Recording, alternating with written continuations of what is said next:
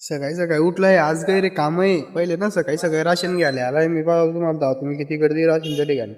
हे पहा एवढी गर्दी डायरेक्ट आता ना आणि 1 घंटा लागतो का 2 घंटा लागतो नंबर लागेले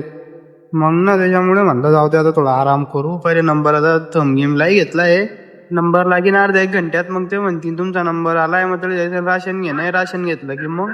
गावात जाणं सोबत चौकात जाणं तरी भाजीपाला घेणं आहे काय रे काम आहे बुवा आज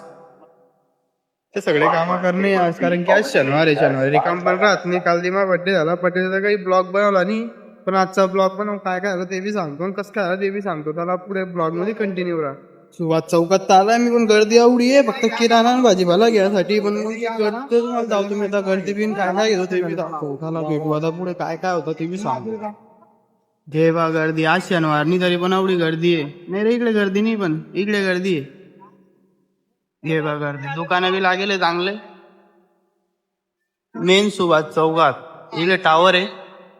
आडून किराणा घेणार चालू आहे मग पाय हे दुकान आहे आणि किराणा काय भरलाय काहीतरी पहिले शेंगदाणे खोबरं खारीक लाडू तर काही बनवणे नाही घरचाच किराणा घेणार इकडे भांड्याचं दुकान किराणा गिराणा घेणं झाला की मग भाजीपाला घेऊ कारण की घरात करणार पडतो भोगाय ना काही घेणार पडेल त्याच्यामुळे तरी युनिक करणार पडेल युनिक तर काही होत नाही मग भाजीपालाच घेऊ जाऊ दे गर्दी गर्दी टॉपची गर्दी ऊन बी जरा तपतय भाजीपाला